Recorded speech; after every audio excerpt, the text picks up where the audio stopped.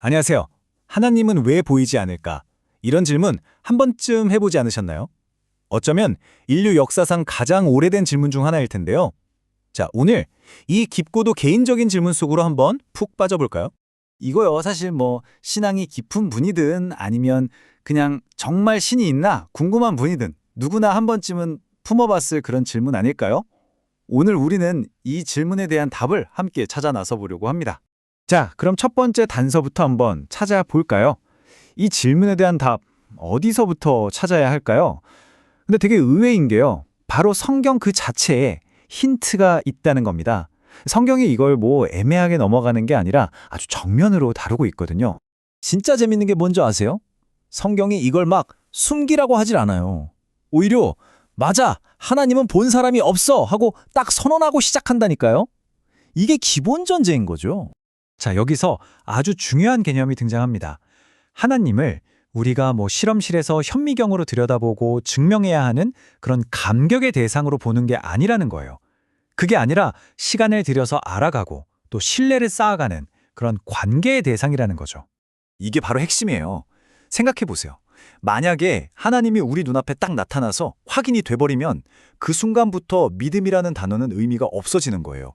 왜냐하면 믿음이라는 것 자체가 원래 눈에 보이지 않는 걸 신뢰하는 거니까요. 그쵸? 그러면 하나님이 그냥 안 보이니까 꼭꼭 숨어 계시기만 한다는 뜻일까요? 꼭 그렇지만은 않아요. 성경은 오히려 하나님이 눈에 보이는 것 말고 아주 다른 방식으로 자신을 계속 보여주고 계신다고 말하거든요. 하나님은 정말 다양한 방법으로 나 여기 있어 하고 신호를 보내신대요. 이를테면 정말 아름답고 거대한 자연을 보면서 경이로움을 느낄 때 있잖아요. 그럴 때나 아니면 우리 마음속 깊은 곳에서 이건 정말 아니지 하는 양심의 소리를 들을 때도요. 물론 성경 말씀이나 인류의 역사를 통해서도 자신을 보여주시고요. 그리고 그 모든 방법의 정점에 바로 예수 그리스도라는 한 사람을 통해서 가장 확실하게 자신을 보여주셨다고 하는 거죠. 바로 이 말씀이 그 모든 걸 요약해 주는 거예요. 나를 봤으면 아버지를 본 거다. 이게 무슨 뜻이겠어요?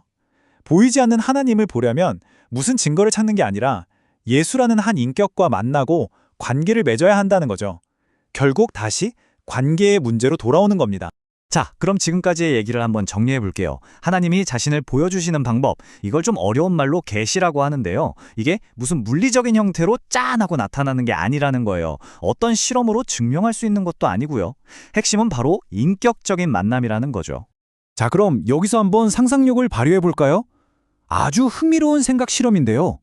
만약에 하나님이 보이지 않는 게 실수가 아니라 오히려 의도된 거고, 심지어 그게 우리를 사랑해서 내린 결정이라면 어떨까요? 여러분, 한번 진짜 진지하게 생각해 보세요. 만약에 하나님이 하늘에 떠 있는 태양처럼 항상 우리 눈에 보이는 존재였다면 세상이 어떻게 됐을까요?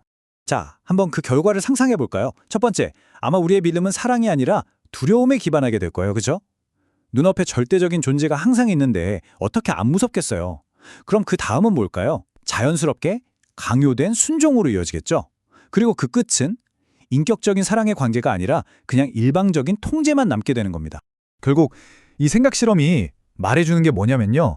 진정한 관계는 압도적인 증거 앞에서 어쩔 수 없이 하는 반응이 아니라는 거예요. 스스로 선택할 수 있는 자유 안에서 마음에서 우러나와서 하는 사랑의 응답이어야 한다는 거죠.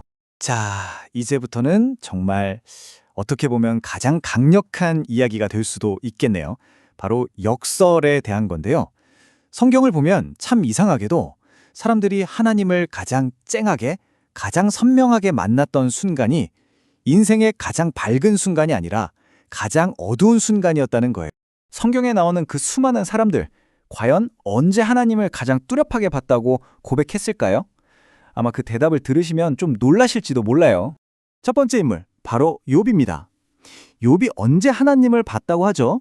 모든 걸 다 가졌을 때가 아니에요. 건강, 재산, 자식, 가진 모든 걸 다 잃고 잿더미에 앉았을 때, 바로 그때 하나님을 만납니다. 두 번째는 엘리야 선지자. 이 사람은 불을 내리고 대단한 기적을 행했지만 정작 하나님을 깊이 만난 건 그런 화려한 순간이 아니었어요. 오히려 모든 걸 피해 도망친 광야의 동굴 속에서 깊은 절망감에 빠져 있을 때 그때 아주 세미한 음성을 듣게 되죠. 그리고 가장 결정적인 예시죠. 바로 예수님의 제자들입니다. 그들이 예수님을 가장 깊이 이해하게 된 게 언제였을까요? 3년 동안 따라다니면서 기적을 볼 때가 아니었어요. 그들이 믿었던 모든 것이 박살나버린 십자가 사건, 그들의 세상이 완전히 무너져 내린 바로 그 이후였습니다. 그래서 욥이 이런 고백을 하잖아요. 내가 전에는 귀로만 들었는데 이제는 눈으로 주님을 뵙습니다. 이 한마디가 모든 걸 설명해 주는 것 같아요. 인생의 가장 큰 상실이 역설적으로 가장 깊은 영적인 눈을 뜨게 해준 거죠. 이 이야기들이 우리에게 말해주는 건 뭘까요? 바로 이겁니다. 하나님을 본다는 건 우리 육신의 눈으로 뭔가를 보는 그런 시각적인 경험이 아니라는 거예요. 그게 아니라 우리 삶의 가장 깊은 곳, 그 고통과 절망의 바닥에서 비로소 경험하게 되는 어떤 것이라는 거죠.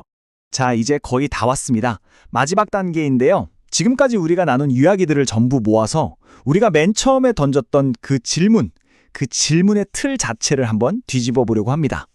오늘 이야기의 핵심 메시지를 다시 한번 짚어볼까요? 하나님이 보이지 않는 진짜 이유는 그분이 없어서가 아니라 우리 스스로가 그분을 찾아 나서는 존재가 되도록 만드셨기 때문이다 라는 거예요. 그러니까 보세요. 우리의 여정이 어디에 도착했나요? 질문이 바뀌었어요. 하나님은 도대체 왜 안 보이시는 거야? 라는 질문에서 그럼 나는 지금 하나님을 찾고 있나? 라는 질문으로요. 초점이 하나님에게서 나 자신에게로 옮겨온 거죠. 어쩌면요, 바로 지금 여러분이 하나님은 왜 보이지 않을까?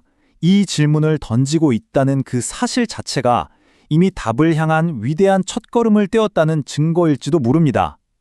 그 질문과 함께 시작될 여러 번 각자의 여정을 응원하면서 오늘 이야기는 여기서 마무리하겠습니다.